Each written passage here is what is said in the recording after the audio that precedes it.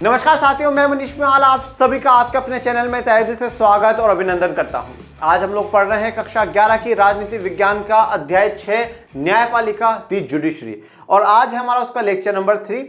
हम लोग लेक्चर 1 और 2 कंप्लीट कर चुके हैं। आइए जानते हैं कि आज हम लोग क्या पढ़ेंगे। आज हम लोगों को 2 टॉपिक कवर करने हैं। पहला है न्यायाधीशों को पद से हटाना और दूसरा फिर हम लोग पढ़ेंगे न्यायपालिका की संरचना, स्ट्रक्चर ऑफ द जुडिशरी। चलिए शुरू करते हैं आज के लेक्चर को। सबसे पहले न्यायाधीशों को पद से हटाना। मैं थोड़ा सा आप लोगों को रिकैप करा देता हूं कि अभी तक हम लोगों ने पढ़ा क्या है। अभी तक हम लोगों ने यह पढ़ा है कि सबसे पहले तो न्यायपालिका का अर्थ क्या होता है, न्यायपालिका का स्वतंत्र होने का अर्थ क्या है, भारत के संविधान में से कौन कौन से उपाय करे गए हैं जिनके द्वारा वो स्वतंत्र है। जैसे कि एक उदाहरण आपको देता हूं, नियुक्ति जो है न्यायाधीशों की वो बिल्कुल स्वतंत्रता से होगी। अब न्यायाधीशों की जो नियुक्ति होती है और जो उसमें कॉलेजियम प्रणाली अपनाई जाती है, वो कॉलेजियम प्रणाली के बारे में हम लोग पढ़ चुके हैं लास्ट लेक्चर में, बिल्कुल विस्तार से और बिल्कुल विस्तृत में हम लोग पढ़ चुके हैं। अब अगर कोई जजेस बने हैं सुप्रीम कोर्ट, हाई कोर्ट में, तो उनको हटाने का भी कुछ ना कुछ तो प्रोसीजर होगा, कुछ ना कुछ तो प्रक्रिया होगी। अब मैं आपको एक बात बता देता हूं, न्यायाधीशों को पद से हटाने के लिए भारत के संविधान का अनुच्छेद 124 का क्लोज 4 यह कहता है कि जो न्यायाधीश होंगे उनको हटाने की जो प्रक्रिया है वो संसद अपने हिसाब से सेट करेगी। तो संसद ने सेट करते हुए 1968 में एक मुख्य कानून निर्माण करा और उस कानून निर्माण में रिमूवल जो शब्द है, रिमूवल की किस प्रकार से न्यायाधीशों को हटाया जाएगा वो प्रक्रिया तय करी और यह बात कही गई कि राष्ट्रपति के द्वारा हटाया जाएगा 124 के क्लोज 4 में। प्रक्रिया 1968 के उस कानून में आ जाएगी। अब चलिए जानते हैं कि न्यायाधीश को पद से कब हटाया जा सकता है, कैसे हटाया जा सकता है। पद से हटाना काफी कठिन है। पद से हटाना काफी कठिन, ये SC एंड HC क्या है, सुप्रीम कोर्ट और हाई कोर्ट के जजेस, सुप्रीम कोर्ट और हाई कोर्ट के जजेस को पद से हटाना काफी कठिन है। और ये कठिनता क्यों करी गई है मेरे प्यारे विद्यार्थियों, किस लिए करी गई है कि जो उनकी स्वतंत्रता है न्यायपालिका की वो बनी रहे। अगर उनको हटाना बिल्कुल ही आसान हो जाए, अगर सुप्रीम कोर्ट हाई कोर्ट के जजेस को हटाना बिल्कुल ही आसान हो जाए तो कभी भी विधायिका उनको डर दिखा सकती है, हम हटा देंगे, हमारे हिसाब से काम करो। कार्यपालिका उनको दबाव में ला सकती है, हमारे हिसाब से काम करना, हमारी सरकार की बहुमत है, बिल्कुल आसानी से तुम हट सकते हो, तुम्हें हटा देंगे। तो उनकी स्वतंत्रता को सुनिश्चित करने का काम भारत के संविधान ने कराया और कहा है कि उनको अपने पद से हटाना क्या होगा, काफी कठिन होगा। आसानी से आप सुप्रीम कोर्ट, सर्वोच्च या उच्चतम न्यायालय और हाई कोर्ट, उच्च न्यायालय के जो न्यायाधीश है उनको आसानी से नहीं हटा सकते। हटाने के 2 ही कारण संविधान में बताए हैं। पहला, कदाचार। कदाचार का मतलब क्या होता है, आपका आचार सही नहीं है, आचार मतलब खाने वाला नहीं, आपका जो व्यवहार है वो व्यवहार सही नहीं है, आपका व्यवहार गलत हुआ। व्यवहार गलत होने का मतलब मिसबिहेवियर जिसे कहा जाता है, मिसबिहेवियर। मिसबिहेवियर का अर्थ क्या हुआ यह संविधान में नहीं बताया गया। मिसबिहेवियर का अर्थ अगर हम लोग लेते हैं तो हम ये कहते हैं कि संविधान का अगर उल्लंघन करा हो, अगर संविधान का उल्लंघन हुआ हो तो वो कदाचार है, वो मिसबिहेवियर। संविधान का अगर उल्लंघन हुआ हो तो वो कदाचार है, वो मिसबिहेवियर है और उस स्थिति में सुप्रीम कोर्ट और हाई कोर्ट के जजेस को आप हटा सकते हैं। दूसरा कहा गया अयोग्यता की दशा में, अगर अयोग्य हो, ठीक है, ऐसे किसी व्यक्ति को बिठा दिया हो और वो सही नहीं हो, वो अयोग्य नहीं हो, वो सही रूप से अपना कार्य नहीं कर रहा हो, तो उस अयोग्यता की दशा में भी आप उसे क्या कर सकते हैं, वहां से हटा सकते हैं। अब कदाचार साबित होने और अयोग्यता की दशा में कौन सी प्रक्रिया अपनाई जाएगी वो भी अपन लोग जानेंगे। तो सबसे यहां पे 2-3 बातें हमारी क्लियर होती है। पहली बात तो ये कि सुप्रीम कोर्ट और हाई कोर्ट के जजेस को उनके पद से हटाना, उनकी पोस्ट से हटाना काफी कठिन काम है, कोई बिल्कुल आसान काम नहीं है, बच्चों का खेल नहीं है, काफी डिफिकल्ट काम होगा। और कब कब हटा सकते हो, कदाचार साबित हो जाए तब, और जब अयोग्यता की दशा हो, मतलब या तो उनका मिसबिहेवियर रहा हो या वो इनकेपेबल हो उस पोस्ट को निभाने के लिए, उस पोस्ट पे काम करने के लिए। उनको हटाने के लिए आपको एक प्रक्रिया को अपनाना पड़ेगा और जिस प्रक्रिया को अपनाना पड़ेगा वो प्रक्रिया अब मैं आप लोगों को बताने जा रहा हूं। देखिए, प्रक्रिया में कुछ इस प्रकार से है कि सबसे पहले हटाने के लिए एक प्रस्ताव लेकर के आना होता है। क्या होता है, प्रस्ताव लेकर के आना होता है। प्रस्ताव लेकर के आने के लिए ये कहा गया कि लोकसभा और राज्यसभा, अगर लोकसभा लेकर करके आ रही है तो 100 सदस्य, कम से कम 100 सदस्य उसके हस्ताक्षर करें और ये कहें कि हम इस न्यायाधीश को हटाना चाहते हैं और हम उन पे ये आरोप हम उन पे लगा रहे हैं। ओके, कि हम इस न्यायाधीश को हटाना चाहते हैं और हम उस पर ये आरोप लगा रहे हैं। तो लोकसभा के 100 सदस्य बोल दे, और अगर मान लो राज्यसभा वाले हटाने चाहे तो भाई राज्यसभा में संख्या कम है तो इसलिए 50 सदस्य हस्ताक्षर करके लिख दे कि हम इस न्यायमूर्ति के खिलाफ, इस न्यायाधीश के खिलाफ हम इनको हटाना चाहते हैं, ये इनका कारण है, इस कारण हमें लगता है कि इनका जो मिसबिहेव हुआ है या इन्होंने संविधान का उल्लंघन करा है या इनमें अयोग्यता है, वो लिख करके आप प्रस्ताव को आगे बढ़ा सकते हो। अगर यहां पर है लोकसभा में तो अध्यक्ष जी के पास जाएगा, और यहां पर है तो सभापति जी के पास जाएगा। अध्यक्ष जी, सभापति जी उसको पूरा डिटेल में देखेंगे। फिर उसके बाद एक समिति बनती है, एक समिति बनती है। उस समिति में जनरली कौन होता है? चीफ जस्टिस ऑफ इंडिया होगा। सुप्रीम कोर्ट या हाई कोर्ट के जो जजेस हैं वो होंगे, ठीक है, जज जो है वो होंगे। उसके अलावा एक जो न्यायविद होता है, न्यायविद मतलब जो न्याय की उसको काफी जानकारी हो, काफी नॉलेज हो, ऐसा व्यक्ति हो। इन 3 लोगों की समिति बनाई जाती है। चीफ जस्टिस ऑफ इंडिया होगा, सुप्रीम कोर्ट हाई कोर्ट के जजेस होंगे, और एक न्यायविद होगा जिसको न्याय का काफी ज्ञान होगा, कानून का काफी ज्ञान होगा। ऐसे व्यक्तियों को उसमें जोड़ा जाएगा। यह समिति उस पर फिर पूरी चर्चा करेगी कि हाँ भैया, इस व्यक्ति ने, ये जो व्यक्ति है, जिस व्यक्ति के खिलाफ लोकसभा ने या जिस व्यक्ति के खिलाफ राज्यसभा ने जो मुकदमा चलाया है, ये मुकदमा बिल्कुल सही है। इन्होंने सही कहा है कि ये जो काम इन्होंने करा है ये कदाचार है, ये संविधान का उल्लंघन है, इनमें अयोग्यता हमें नजर आ रही है। तो वो समिति अगर ये प्रूफ कर देती है कि हाँ, ये जो व्यक्ति पे जितने भी आरोप लगाए गए हैं वो आरोप सत्य हैं, तो अब ये तो समिति है, इस समिति का काम तो क्या है? सिर्फ और सिर्फ रिपोर्ट सौंपना है, सिर्फ और सिर्फ रिपोर्ट सौंपना, जिसे हम हिंदी में कहते हैं प्रतिवेदन। प्रतिवेदन दे देगी, अपनी रिपोर्ट सौंप देगी। अब वो रिपोर्ट सौंप देगी, फिर वो पार्लियामेंट में आएगी। अब पार्लियामेंट में आने के बाद खेल को समझो, पार्लियामेंट में आने के बाद विशेष बहुमत यहां पर लेना होगा, विशेष बहुमत। और एक बात और ध्यान रखिएगा यहाँ पे कि चाहे आप न्यायाधीशों को हटाओ, चाहे आप राष्ट्रपति जी को हटा रहे हो, उनको हटाने का जब ये प्रस्ताव जारी हो जाएगा तो उनको अपनी बात रखने का अवसर मिलेगा, उनको अपनी बात रखने का अवसर मिलेगा कि भैया देखो, ऐसा कोई बात नहीं, जो आप लोगों ने आरोप लगाए ये बिल्कुल आरोप गलत है, मैं चाहे साबित कर सकता हूं। उनको ये बिल्कुल मौका दिया जाएगा, ठीक है। ऐसा नहीं है कि आपने बोल दिया और बस वो गलत है, तो चाहे जो सुप्रीम कोर्ट हाई कोर्ट के जज हैं तो उनको अपनी बात रखने का पूरा अवसर दिया जाएगा। अब हटाने के लिए फिर क्या होगा? विशेष बहुमत होगा। देखो, पहले तो प्रक्रिया लंबी चौड़ी है, लोकसभा के 100, राज्यसभा के 50 बोलो, ठीक है, अगर किसी भी हाउस में कर रहे हो, फिर समिति बनेगी, समिति तय करेगी, फिर विशेष बहुमत आएगा। अब विशेष बहुमत में क्या करना है? विशेष बहुमत में 2 बातें ध्यान रखनी। पहला तो टोटल जो है, टोटल मेजोरिटी है उसका 50% होना चाहिए, 50% से ज्यादा, ठीक है। जैसे कि लोकसभा में है तो 545 का आधा, मतलब 273 लोग हाँ बोले। राज्यसभा में 245 है तो 130 140 जितना भी आता है वो लोग हाँ बोले, ठीक है। प्लस ये तो होना ही होना चाहिए, प्लस इसके साथ क्या है? 2/3 ऑफ प्रेजेंट एंड वोटिंग। इसका मतलब क्या हो?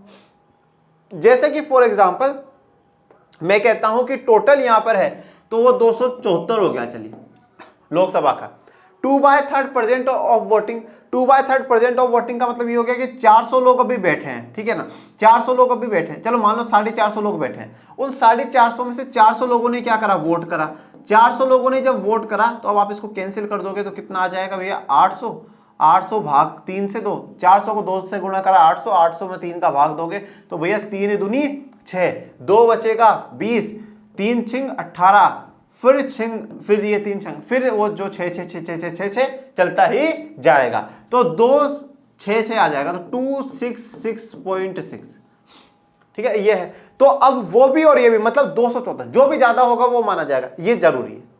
274 होना चाहिए, ये आंकड़ा भी हो और ये आंकड़ा भी जरूरी है। अब अगर जैसे मान लो यहाँ पर अवेलेबल ही 500 और 500 के 500 लोगों ने वोट दे दिया, ठीक है, तो अब आप इसका देख लो, 1000 और 1000 में जब 3 का भाग दोगे तो 333.33 आ जाएगा।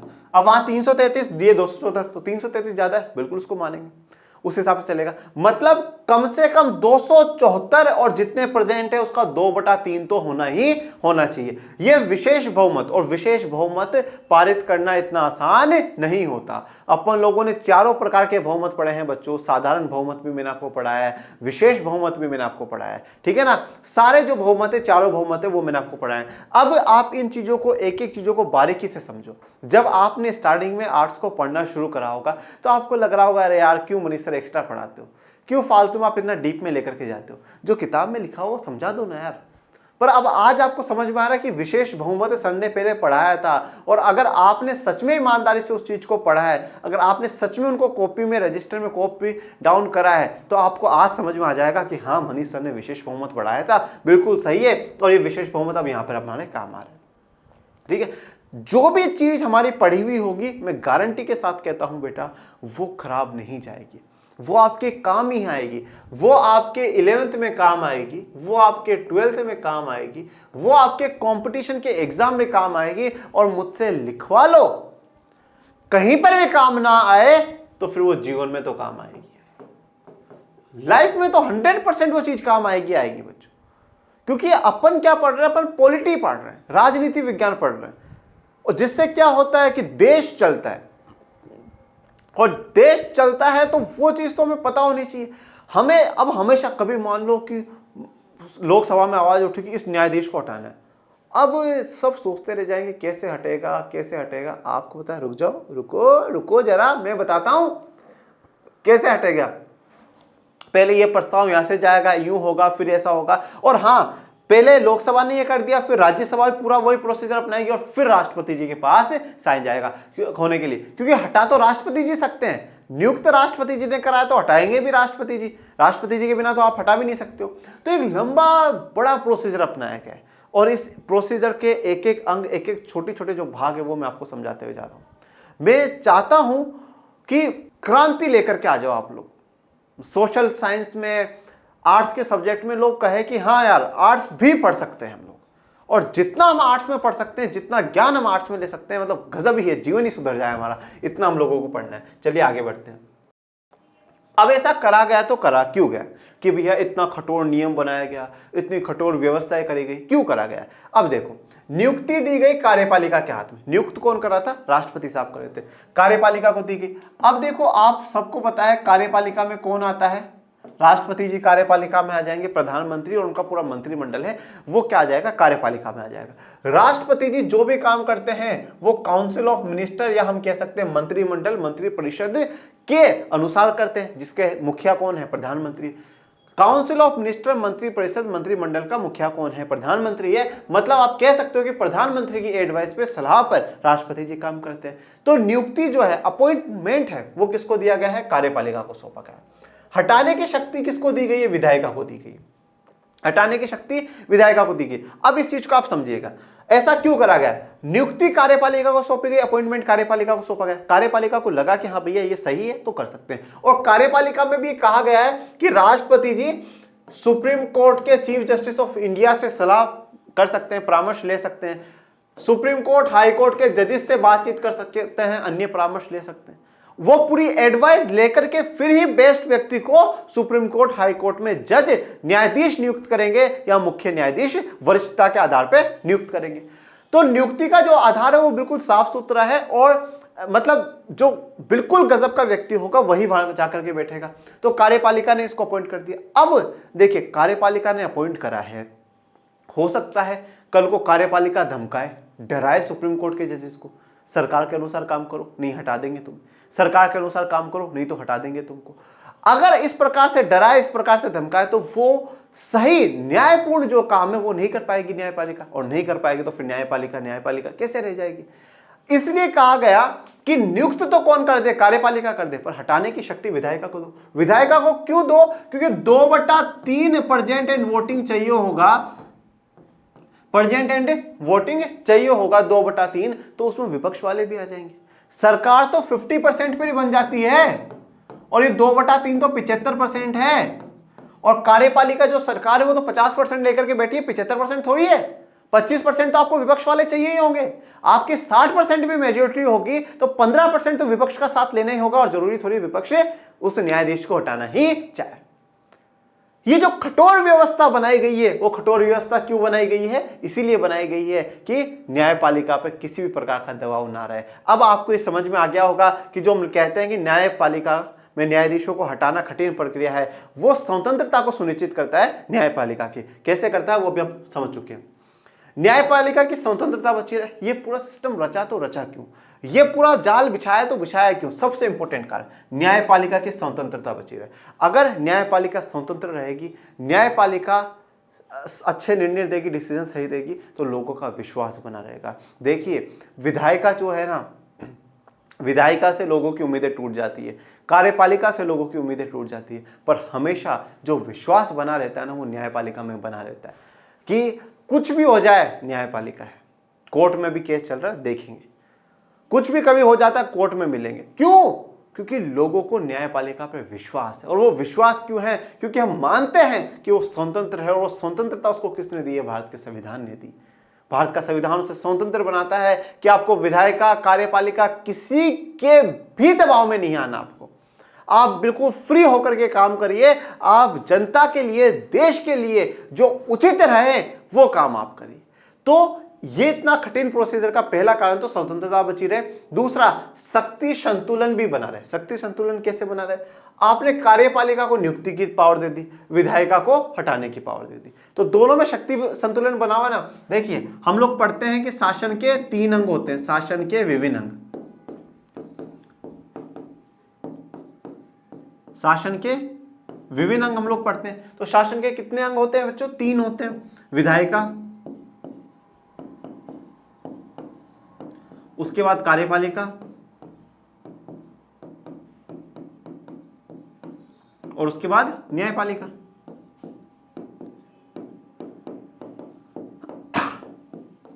ये 3 होते हैं। तो अभी तो मैटर तो न्यायपालिका का ही चल रहा है ना, तो इसलिए क्या हुआ, कार्यपालिका को अपॉइंट करने की ताकत दे दी, विधायिका को हटाने की ताकत दे दी। इन दोनों में क्या कर दिया, पावर का बैलेंस बना दिया।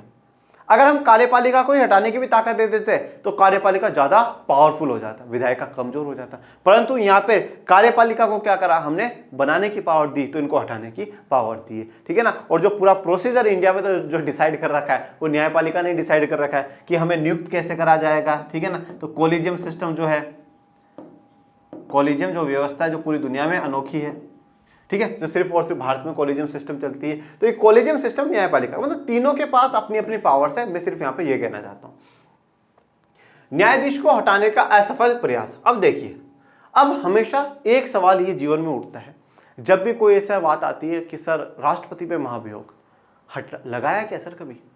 अपन कहते हैं नहीं। वित्तीय आपातकाल सर लगा क्या सर कभी? नहीं। उसी प्रकार से न्यायाधीश को जो हटाने का जो प्रयास है कभी हुआ क्या सर? तो मैं कहूंगा हाँ हुआ, परंतु वो जो प्रयास है वो कैसा हो गया? असफल हो गया। कैसा प्रयास हुआ? असफल। उस समय किस पे लगाया गया था? न्यायमूर्ति वी रामास्वामी। इनकी पूरी कहानी आपके बॉक्स में दे रखी है और वो कहानी मैं आपको मेरी जुबानी सुनाता हूँ। 1991 की बात है, 1991 की बात है।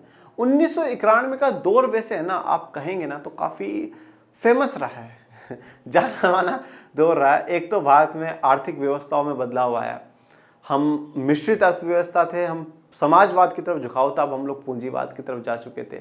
एलपीजी व्यवस्थाओं का लागू होना भारत में, ठीक है ना। गठबंधन की सरकारों का दौर शुरू हुआ, दूसरी बात। तीसरी बात, दुनिया का पूरा साम्यवादी जो गुट था सोवियत संघ, उसका टूटना, उसका विघटन होना, ये 3 बात, ठीक है। उस 91 से पहले, कुछ समय पहले राजीव गांधी जी की मृत्यु, हत्या, ऐसी घटनाएं। 1991 का जो साल है वो कहीं ना कहीं काफी अलग अलग घटनाओं को हमारे देश में और दुनिया में दर्शाता है। 1991 की इन्हीं घटनाओं में एक घटना अभी जो हम लोग पढ़ रहे हैं वो है न्यायपालिका में न्यायाधीश वी रामास्वामी जी, न्यायमूर्ति वी रामास्वामी जी पे रिमूवल का जो है, हटाने का जो है प्रयास करा गया। 1991 में 108 लोकसभा के सांसदों ने, 108 लोकसभा के सांसदों ने क्या करा, ये कहा कि न्यायमूर्ति जो वी रामास्वामी जी, इन्होंने प्रस्ताव जारी करा, हस्ताक्षर करे और उस पर ये कहा कि इनका कदाचार है, मिसबिहेव हुआ है। क्यों हुआ मिसबिहेव?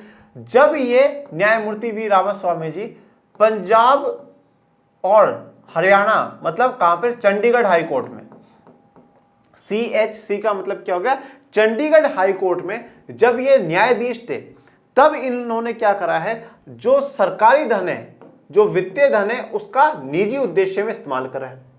जो वित्तीय धन उनको मिला हुआ था, जितनी सुख सुविधाएं जो उनको मिली हुई थी, वो सार्वजनिक थी, पब्लिक की थी, सरकार की थी। उनको निजी उद्देश्य में इन्होंने उस धन का प्रयोग करा है, खुद के पर्सनल काम करने में उसका प्रयोग करा है। यह प्रस्ताव लाया गया 108 सदस्यों के द्वारा। इस प्रस्ताव को अध्यक्ष ने बोला ठीक है भैया, समिति बना देते हैं। समिति बनी। अब उस समिति ने यह कह दिया कि बिल्कुल सही बात है, जो ये 108 सदस्य लेकर के आए हैं प्रस्ताव, वो बिल्कुल सही बात है। न्यायमूर्ति वी रामास्वामी जी ने जो सार्वजनिक धन था, जो सरकार का या पब्लिक का जो धन था, जो उनको मिला हुआ था, उसका क्या करा है, गलत प्रयोग करा है, निजी कामों में उनका प्रयोग करा है। मैं आपको एक बात और बता देता हूं, जैसा कि कोई भी सरकारी अधिकारी होता है, वो कोई सरकारी पैसे को, सरकारी चीज़ों को अपने निजी में यूज़ नहीं कर सकता, पर्सनल अपने यूज़ नहीं कर सकता। ये आप एक नॉर्मल फिनोमिना भी आप देखिए। जैसे कि फॉर एग्जांपल मैं आपको कहता हूँ, मान लीजिए कि मुझे यहाँ से ऑफिस से कुछ सामान मिला, ठीक है, ऑफिस से मुझे कुछ सामान, अब उस ऑफिस के सामान का मैं पर्सनल लाइफ में भी यूज़ करूँ तो अच्छी बात नहीं है। या जैसे मान लीजिए कि मुझे जैसे ऑफिस से 1 लाख रुपये दिए गए कि सर आप इनको संभाल करके रखिएगा, ये ऑफिस का पैसा है, जब भी जरूरत होगी हम आपसे मांग लेंगे। अब उनका मैं खुद के पर्सनल लाइफ में यूज कर लूँ, कपड़े खरीद लूँ, गाड़ी खरीद लूँ, मस्ती मौज में उड़ाऊँ, अच्छी बात हो रही है, वो गलत बात है। तो यहाँ पे जो सार्वजनिक धन है उसका निजी प्रयोग में आप नहीं कर सकते। सरकार के पैसा तो आप निजी लाइफ में बिल्कुल भी इस्तेमाल नहीं कर सकते। ये आरोप लगाया गया और उस आरोप को समिति ने भी प्रूफ कर दिया कि बिल्कुल सही है। परंतु जिस दिन क्या करनी थी, वोटिंग करनी थी कि भैया इनको हटाना है या नहीं हटाना, उस समय सरकार थी कांग्रेस की। किसकी सरकार थी? कांग्रेस की। कांग्रेस की सरकार थी और कांग्रेस ने उस समय क्या कर दिया, बहिर्गमन कर दिया, वॉकआउट हो गए। वॉकआउट का मतलब है अभी हम लोग यहाँ पर अवेलेबल ही नहीं है नहीं तो जो प्रेजेंट एंड वोटिंग वाला है वो रेशियो कम हो गया, और वो कम हो गया तो या तो टोटल ज्यादा होना चाहिए या ये ज्यादा होना चाहिए, जो ज्यादा होगा उसको मानेंगे। तो ये ज्यादा हो गया तो ये पॉसिबल हो ही नहीं पाया प्रेजेंट एंड वोटिंग। जब हो ही नहीं पाया तो वो कैंसिल हो गया, वो मामला कैंसिल हो गया। मतलब 108 जिन्होंने लेकर के आए थे वो प्रस्ताव शायद सही था, परंतु जो सरकार की जो पार्टी थी वो सरकार की पार्टी वहां से वॉकआउट कर जाती है, और वॉकआउट करने के बाद इतना बहुमत, विशेष बहुमत नहीं हो पाता है, और न्यायमूर्ति वी रामास्वामी जी के खिलाफ जो ये हटाने का प्रस्ताव लाया गया था, ये प्रस्ताव विफल हो जाता है। तो पहली बार कोशिश करी गई और वो पहली बार जो कोशिश हुई वो असफल प्रयास हमें देखने को मिलता है। अब आ जाते हैं न्यायपालिका की संरचना पे। न्यायपालिका की संरचना को लेकर करके हम लोग काफी कुछ लास्ट लेक्चर में भी पढ़ चुके हैं। हम लोगों ने जैसे देखा कि 124 का क्लोज एक ये कहता है कि भारत का एक उच्चतम न्यायालय सुप्रीम कोर्ट होगा। ये चीज हम लोग जान चुके हैं। अब हम लोग जो बात करते हैं संरचना की, उसके स्ट्रक्चर की, कि उसका स्ट्रक्चर कैसा होगा।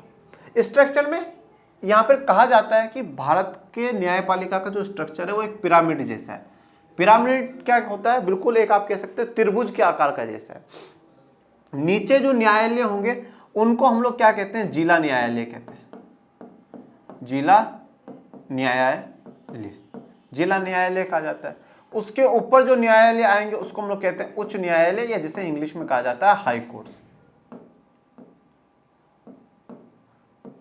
फिर सबसे जो ऊपर है उसे हम उच्चतम या सर्वोच्च जो न्यायालय है वो कहते हैं सुप्रीम कोर्ट। 3 न्यायालयों की यहाँ पे स्थापना हुई। डिस्ट्रिक्ट कोर्ट जो कि आपके हर जिले में पाए जाएंगे, उच्च न्यायालय जो आपके हाई कोर्ट हर राज्य में पाए जाएंगे, और एक पूरे देश में पाया जाएगा सुप्रीम कोर्ट। सबसे पहले तो आप एक इस चीज को समझो कि जिला विला अगर आपको नहीं पता तो मैं आपको बता देता हूं। जिला राज्य की एक इकाई होता है। इस जिले के अंदर शहर भी आ जाता है, कोई गांव, कोई कस्बा, कोई एरिया भी आ जाता है, ठीक है ना। ये पूरा मिलकर के एक जिला बनता है। अलग अलग जिलों को मिलकर के फिर पूरा एक राज्य बनता है, और राज्यों को मिलकर करके क्या होता है? एक राष्ट्र बनाया जाता है। ये जो पूरा है इसके अंदर जितने भी गांव, शहर, कस्बे जो भी आ रहे हैं, इस सब की अगर जो कार्रवाई होगी वो कहां पर होगी? जिला न्यायालय में होगी, ठीक है। फिर इन सब से मिलकर के राज्य बने, उनकी कहां पर होगी? हाई कोर्ट में होगी। और इन सब से राज्यों से मिलकर क्या बना? राष्ट्र बना, उनका उच्चतम न्यायालय या सुप्रीम कोर्ट में होगा।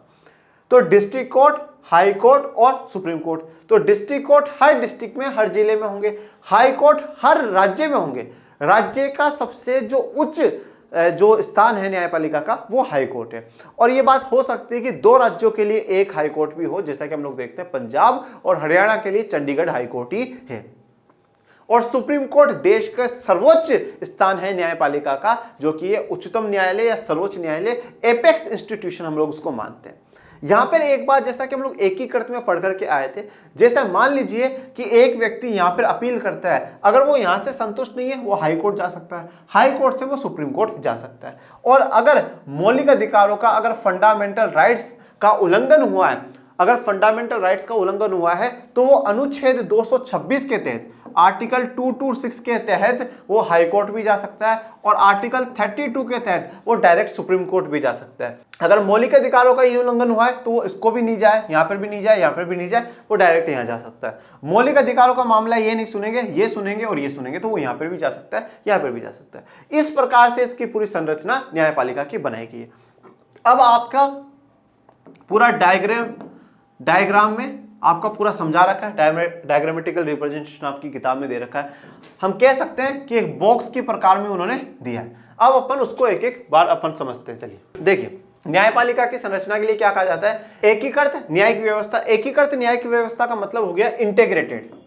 इंटीग्रेटेड का मतलब होता है बच्चों एक दूसरे से जुड़े हुआ होना, एक दूसरे से क्या होना? जुड़े हुए होना। मैंने जैसा अभी आप लोगों को लास्ट स्लाइड पे क्या कहा, मैंने आप लोगों को ये चीज कही कि अगर आप डिस्ट्रिक्ट कोर्ट में कोई केस लगाते हैं और अगर आप वहां से सेटिस्फाइड नहीं है तो आप हाई कोर्ट चले जाइए, और हाई कोर्ट से भी सेटिस्फाइड नहीं है तो आप सुप्रीम कोर्ट चले जाइए। ऐसा नहीं है कि आपका केस डिस्ट्रिक्ट कोर्ट में सुना जाएगा और डिस्ट्रिक्ट कोर्ट ने जो फैसला दे दिया वो फाइनल है, ऐसा नहीं। हाँ, पर सुप्रीम कोर्ट का जो फैसला होगा वो फाइनल, उससे ऊंची संस्था भारत में और कोई भी नहीं है, किसी भी देश में नहीं होती है। तो भारत की जो न्यायिक व्यवस्था है वो कैसी? एकीकृत है या इंटीग्रेटेड है? पिरामिड की तरह जिसमें सबसे ऊपर सर्वोच्च न्यायालय है। तो सबसे ऊपर कौन सा होगा? सर्वोच्च न्यायालय, या जिसे इंग्लिश में कहा जाता है सुप्रीम कोर्ट। पिरामिड की तरह, पिरामिड मतलब मैंने क्या कहा, एक ट्रायंगल के शेप की तरह होती है। फिर उच्च न्यायालय, या जिसे हम लोग क्या कहते हैं हाई कोर्ट, जो कहां पर होंगे? राज्य के स्तर पर होंगे। फिर सबसे नीचे जिला और अधीनस्थ न्यायालय आते हैं, डिस्ट्रिक्ट कोर्ट और सबऑर्डिनेट कोर्ट्स आ जाते हैं। तो जिला न्यायालय और अधीनस्थ न्यायालय आ जाएंगे। नीचे के न्यायालय अपने ऊपर के न्यायालयों के देखरेख में काम करते हैं। नीचे के जो न्यायालय हैं वो अपने के ऊपर के देखरेख में काम करते हैं। ये बिल्कुल एक आप ऑफिस की तरह मान सकते हैं। देखिए, सबसे ऊपर ऑफिस में होता है बॉस, ठीक है। बॉस के बाद मान लीजिए बॉस ने अलग अलग डिपार्टमेंट के अलग अलग हेड बना दिए। 5 डिपार्टमेंट वहां पर है, उनका हेड बना दिया। एक का ए को, बी का, सी, डी और ई, ठीक है। अब ये पांचों किसके अंडर में काम करेंगे? बॉस के अंडर में काम करेंगे। अब इन सब के नीचे 100 व्यक्ति काम कर रहे हैं मान लेते हैं, ठीक है, या मान लो 1000 व्यक्ति काम कर रहे हैं। अब इन 1000 में से भी 100 का ग्रुप बना दिया, 100 का ग्रुप बना दिया और हर में एक एक को हेड बना दिया। ये किसके अंडर में काम कर रहे हैं? एक है इसके बी के, इसके सी के, इसके डी में। अब ये क्या करेंगे? एक के अनुसार काम करेंगे, और एक इसके अनुसार काम कर रहा है, बॉस के अनुसार काम कर रहा है। बस वही काम यहां पर हो रहा है। डिस्ट्रिक्ट कोर्ट किसकी देखरेख में काम कर रहा है? हाई कोर्ट की में। और हाई कोर्ट किसकी देखरेख के में काम कर रहा है? Supreme court. मतलब चेक लगा हुआ है। डिस्ट्रिक्ट कोर्ट को पता है हाई कोर्ट बैठा हुआ है ऊपर, हाई कोर्ट को बता रहा है सुप्रीम कोर्ट भी बैठा हुआ ऊपर है, ठीक है ना। तो कोई गलत फैसले मत दे देना, ये फैसला ऊपर चला जाएगा तो पता चलेगा डिस्ट्रिक्ट कोर्ट वालों ने करा क्या है। तो देखरेख में काम कर रहे हैं। पिरामिड की तरह है पूरा। एकीकृत न्यायिक व्यवस्था होगी, सबसे ऊपर सर्वोच्च न्यायालय, फिर उच्च न्यायालय और फिर जिला और अधीनस्थ न्यायालय आएंगे, और जो नीचे के न्यायालय हैं वो ऊपर के न्यायालयों की देखरेख में काम करेंगे। भारत का सर्वोच्च न्यायालय, या जिसे हम लोग इंग्लिश में कहते हैं supreme court of India, supreme court of India. अब सुप्रीम कोर्ट ऑफ इंडिया के बारे में जानते हैं। इसके फैसले सभी अदालतों को मान्य होते हैं। जो फैसला सुप्रीम कोर्ट ने दे दिया वो अंतिम निर्णय होगा, वो फाइनल डिसीजन होगा। तो जो भी फैसला सुप्रीम कोर्ट देगा, सभी अदालतों को, सभी लोगों को वो फैसले मानने पड़ेंगे, स्वीकारने होंगे। डिस्ट्रिक्ट कोर्ट ये नहीं कह सकता सर हमने ये फैसला दिया था, हमारे फैसले में क्या गलती थी, आपने ऐसा क्या कर दिया। नहीं, सुप्रीम कोर्ट ने जो बोला है वो सही है। हाई कोर्ट के फैसले को परिवर्तित कर सकता है। तो जो फैसला सुप्रीम कोर्ट दे वो सभी अदालतों को मानना होगा। यह उच्च न्यायालय हाई कोर्ट के न्यायाधीशों का तबादला कर सकता है। देखिए, हाई कोर्ट के जो न्यायाधीश है उनका तबादला करने का काम भी किसका होगा? इन्हीं का ही होगा। ये किसी अदालत का मुकदमा अपने पास मंगवा सकता है। और एक चीज और देख लीजिएगा, यहाँ पे न्यायाधीशों का जो अपॉइंटमेंट है वो कैसे होगा। यहाँ पर भी कोलिजियम व्यवस्था चलती है बेटा। तो कोलिजियम व्यवस्था में क्या होता है, एक सुप्रीम कोर्ट का चीफ जस्टिस ऑफ इंडिया और 2 वहां के वरिष्ठतम जजेस होंगे, और उसके अलावा वहां के जो हाई कोर्ट का जो जज है उससे बात करी जाएगी, चीफ जस्टिस से, हाई कोर्ट के चीफ जस्टिस से बात करी जाती है, और फिर तय करा जाता है नाम की, हाँ भाई इस नाम को क्या कर दिया जाए, इस हाई कोर्ट में न्यायाधीश बना दिया जाए। तो उच्च न्यायालय के न्यायाधीश को कोलिजियम व्यवस्था के द्वारा भी ये लोग चुनते हैं, उसका तबादला ट्रांसफर भी ये लोग कर सकते हैं। ये किसी अदालत का मुकदमा अपने पास मंगवा सकते हैं। ठीक है, अब मान लीजिए कि किसी अदालत में कोई मुकदमा रखा हुआ है, मान लीजिए कोई यूपी की अदालत में रखा हुआ है या कहीं के हाई कोर्ट में रखा हुआ है, उसको अपने पास मंगवा लेंगे, भाई ये वाला जो केस है फलाना फलाना ढिमका ये केस है, सुप्रीम कोर्ट के पास भेजो, इसकी हम लोग सुनवाई करेंगे। मतलब क्या होता है, जो स्पेशल जब मुद्दे आ जाते हैं ना, वो बड़े मुद्दे बड़े लोग ले लेते हैं, हमारे पास भेजो हम देखेंगे इसको। ठीक है, घर में भी कभी अगर कुछ बात हो जाती होगी तो बड़े मुझे बता क्या बात है, मैं सोल्व करूंगा, ये काम तुमसे नहीं हो रहा मैं करूंगा। ठीक है ना, तो बड़ा है ना भैया, सबसे बड़ा है, सबका ध्यान रखना, ये मुद्दा इंपॉर्टेंट है, हमारे पास भेजो। ये किसी एक उच्च न्यायालय में चल रहे मुकदमे को दूसरे उच्च न्यायालय में भिजवा सकता है। और जैसे मान लीजिए लग रहा है उसको चंडीगढ़ हाई कोर्ट जो है इस मुकदमे को सही से सोल्व नहीं कर रहा है, तो दूसरे हाई कोर्ट में भेज देगा, जैसे मान लीजिए राजस्थान हाई कोर्ट में भेज दिए। ठीक है, तो वो एक मुकदमे को जो चल रहा है वो दूसरे उच्च न्यायालय में उस मुकदमे को भेज सकता है। ये सुप्रीम कोर्ट की तस्वीर है। और जैसा देखिए अपन यहाँ पे जो चार्ट बना करके पढ़ रहे हैं ना बेटा, ये चार्ट, ये फ्लो चार्ट आर्ट्स की जान है बेटा, ये जान है आर्ट्स की। क्योंकि मैं क्या कहता हूं कि समुद्र में जितना पानी नहीं होता उतना आर्ट्स में कंटेंट होता है बेटा, बहुत जबरदस्त कंटेंट होता है। परंतु वो सारा कंटेंट हम कॉपी में लिखेंगे तो वो तो टीचर तो सिर पकड़ लेगा ना।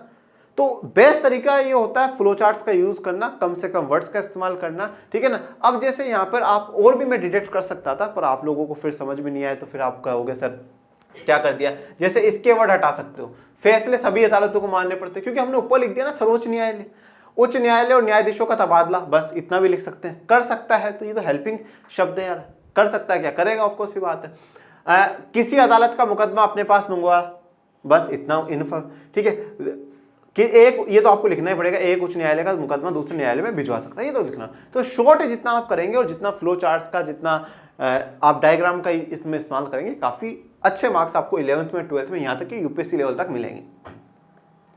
फिर आ जाते हैं उच्च न्यायालय या हाई कोर्ट।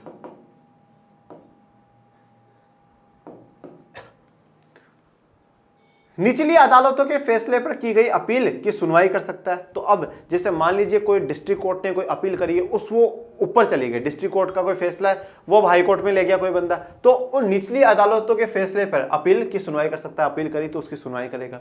मौलिक अधिकारों के बहाल करने के लिए रिट जारी कर सकता है। तो मौलिक अधिकारों के लिए रिट जारी कर सकता है, अनुच्छेद 226 के तहत रिट जारी कर सकता है। यहां पे सर्वोच्च न्यायालय वाले में भी आप ये बात जोड़ सकते हैं। ठीक है कि मौलिक अधिकारों के लिए, किताब में नहीं लिखा हुआ तो कोई बात नहीं, अपन ने तो पढ़ा है, अपन जोड़ सकते हैं। मौलिक अधिकारों के लिए, मौलिक अधिकारों के उल्लंघन की स्थिति में, मौलिक अधिकारों के उल्लंघन की स्थिति में रिट जारी कर सकता है। मैं यहां से कंटिन्यू नीचे कर रहा हूं, रिट जारी कर सकता है, रिट जारी कर सकता है, कर सकता है। ठीक है, अब आपको और एक्स्ट्रा मार्क्स चाहिए, मैं आपको एक और टेक्निक बता देता हूं। आपने पढ़ा है, ब्रैकेट में लिख दो आर्टिकल 32, आर्टिकल 32 ऐसा ब्रैकेट में डाल दो जिसको टीचर को लगे कि हाँ भैया बहुत ज्यादा पढ़ रखा है इसने। ठीक है, यहां पर आप लिख दो रिट जारी कर सकता है, फिर ब्रैकेट डाल दो आर्टिकल 226। राज्य के क्षेत्राधिकार में आने वाले मुकदमों का निपटारा कर सकता है। देखिए क्षेत्राधिकार का मतलब क्या होता है, इसे जुरिस्डिक्शन कहा जाता है। जुरिस्डिक्शन इसको कहा जाता है क्षेत्र अधिकार। आपके अधिकार में जो क्षेत्र, आपके अधिकार में जो एरिया आता है उसकी बात यहाँ पे करी गई। जैसे मान लीजिए मेरा मकान है, तो मेरे मकान जितना है उसमें मैं कुछ भी करूँ, क्या भी करूँ, वो मेरा मतलब है। ठीक है, जहां तक आपकी पावर चलती है वहां तक मतलब है। तो पावर लिमिट है ना, जैसे अब हाई कोर्ट है तो हाई कोर्ट उस राज्य के अंदर के जितने भी मामले हैं वो सारे ले सकता है, वो सारे। अब राजस्थान हाई कोर्ट मध्य प्रदेश में कोई मामला उसको थोड़ी सुनवाई करेगा, वो सुप्रीम कोर्ट भेजता है तो बात एक अलग है, पर बाकी वैसे सुनवाई थोड़ी कर सकता है। सुप्रीम कोर्ट भारत के अंदर के जितने मामले उनकी सुनवाई कर लेगा, इंग्लैंड के मामलों की सुनवाई थोड़ी करेगा भैया, वो उनका अलग सुप्रीम कोर्ट है। तो क्षेत्र अधिकार जहां तक उनका जुरिस्डिक्शन होगा वहां तक के जितने मुकदमे आएंगे उन सबका निपटारा राज्य में हाई कोर्ट करेंगे। अपने अधीनस्थ अदालतों का पर्यवेक्षण और नियंत्रण करता है और इनके जितने भी अधीनस्थ सबॉर्डिनेट जो अदालतें होती हैं, जो इनसे नीचे जितनी भी अदालतें हैं, उनका पर्यवेक्षण करेगा। पर्यवेक्षण का मतलब हो जाता है इंस्पेक्शन करेगा, देखेगा सही से काम कर रहे हैं या नहीं कर रहे। कोर्ट ऑफ रिकॉर्ड्स मंगवा लेगा कि भाई आपने कितने केसेस सोल्व करे हैं, कितने नहीं करे, किन पे क्या प्रक्रिया चल रही है, इंस्पेक्शन कर सकता है और कंट्रोल भी करता है, नियंत्रण भी कर सकता है। ये चेन्नई का जो हाई कोर्ट है वहां की तस्वीर मैंने आपको दिखाई। फिर बात करते हैं जिला अदालत की, डिस्ट्रिक्ट कोर्ट की। जिले में दायर मुकदमों की सुनवाई। अब जिले में जितने भी मुकदमे जो दायर होंगे उन सब की सुनवाई करने का जो काम होता है वो जिला अदालत का या डिस्ट्रिक्ट कोर्ट का होता है। निचली अदालतों के फैसले पर की गई अपील की सुनवाई। देखिए अब निचली अदालतें इनसे कौन सी वो भी मैं आपको बताऊंगा। निचली अदालतें जो हैं उनके फैसले पर जो की गई अपील है उसकी सुनवाई कर देगा। गंभीर किस्म के आपराधिक मामलों पर फैसला देती है और गंभीर किस्म के कोई बहुत ही ज्यादा आपराधिक मामले हो उन पर भी फैसला सुनाती है। अब आते हैं अधीनस्थ अदालतों। जनरली तो देखिए डिस्ट्रिक्ट कोर्ट और सबऑर्डिनेट कोर्ट मतलब जिला अदालत और अधीनस्थ अदालतें हम एक ही मानते हैं। अधीनस्थ अदालतों में और क्या आ जाता है, जैसा आपने बहुत सी बार सुना होगा fast track court. Fast track court जो कि बहुत तेजी से आपको न्याय देंगे, ठीक है। ऐसे फास्ट ट्रैक कोर्ट हो गए। कभी अलग अलग चीज़ों के ट्रिब्यूनल्स बनाए जाते हैं। ट्रिब्यूनल्स मतलब एक तरीके से उस विशेष क्षेत्र पे काम करने के लिए कुछ अदालतें बनाई गई हैं, तो वो कुछ विशेष जो अदालतें होती हैं वो उनमें आ जाती हैं, ठीक है, वो इसमें आ जाती है। तो अधीनस्थ अदालतें या सबऑर्डिनेट कोर्ट जिन्हें हम लोग कहते हैं। फौजदारी और दीवानी किस्म के मुकदमों पर विचार करती है। आज अपन लोग फौजदारी और दीवानी जो किस्म के मुकदमे इनको पहले समझ लेते हैं। सबसे पहले तो समझो दीवानी। ये दीवानी वो नहीं तेरे नाम ऐसी वाली दीवानी नहीं है भैया ये, ठीक है ना। वो वाली दीवानी मत समझ लेना। अगर वो वाली दीवानी में तो फंस गए ना तो फौजदारी केस में जाओगे फिर तुम लोग, ठीक है। तो दीवानी कौन सी है यहाँ पे समझो। दीवानी किस्म का मतलब क्या होता है। दीवानी का मतलब है यहाँ पे सिविल, अगर आपने कुछ काम कराओ, सिविल कुछ गलत काम कराओ तो वो देखिए दीवानी अपराधों में ऐसे अपराध आएंगे जो कि अधिकारों का हनन हो, आपके किसी अधिकारों का हनन करा गया हो, ये उसमें आ जाएगा, ठीक है। कोई संपत्ति का आपको क्या करना हो, ट्रांसफर करना हो, हस्तांतरण करना हो, उसको दूसरों को भेजना हो, वो कॉन्ट्रैक्ट के रिगार्डिंग पारिवारिक जितने मामले वो सारे दीवानी मामलों में आ जाएंगे। मतलब यहाँ पर मैं सीधी सी एक बात ये कहना चाहता हूँ, जैसे मान लीजिए फॉर एग्जांपल आप मेरे किराएदार हैं, ठीक है, और मैं मकान मालिक हूँ, पर आप मेरा घर खाली नहीं कर रहे हैं, कौन से मामले में जाएगा, दीवानी मामले में। मैं आपके से 1 लाख रुपए मांगता हूँ, आप मेरे 1 लाख रुपए नहीं लौटा, कहाँ जाएगा, दीवानी मामले में। मेरा बेटा है, मेरी जमीन मुझे उसको उत्तराधिकार में देनी है, ठीक है, परंतु मैं उसको नहीं और किसी को दे रहा हूँ, ये मामला कहाँ जाएगा, दीवानी मामलों में। दीवानी मामलों में जितने भी मामले जाते हैं वो ऐसे हैं जिनमें कोई बड़ा अपराध नहीं है। ये मुख्यतः सिविल जो काम हम लोग कह रहे हैं ना वो सिविल काम आ जाते हैं। फौजदारी मामले क्या है, फौजदारी मामले हैं आपराधिक मामले, जहां पर आपको आपराधिक मामले हैं, जहां पे हत्या आ जाएगी। आपने किसी का मर्डर कर दिया, मतलब भगवान आप तो ना करें, ठीक है ना, किसी ने किसी का मर्डर कर दिया हो, ठीक है, बलात्कार कर दिया हो, ठीक है, चोरी डकैती गुंडागर्दी, ये जितने भी जो काम है वो सारे इसमें आ जाते हैं। फिर फौजदारी में आईपीसी और सीआरपीसी के तहत क्या है, सजा मिलती है। आईपीसी और सीआरपीसी के तहत सजा मिलती है। इसमें सिविल जो कानून है उसके तहत सजा मिलती है। तो फौजदारी और दीवानी किस्म के जो मुकदमे होते हैं उन पर विचार करती है।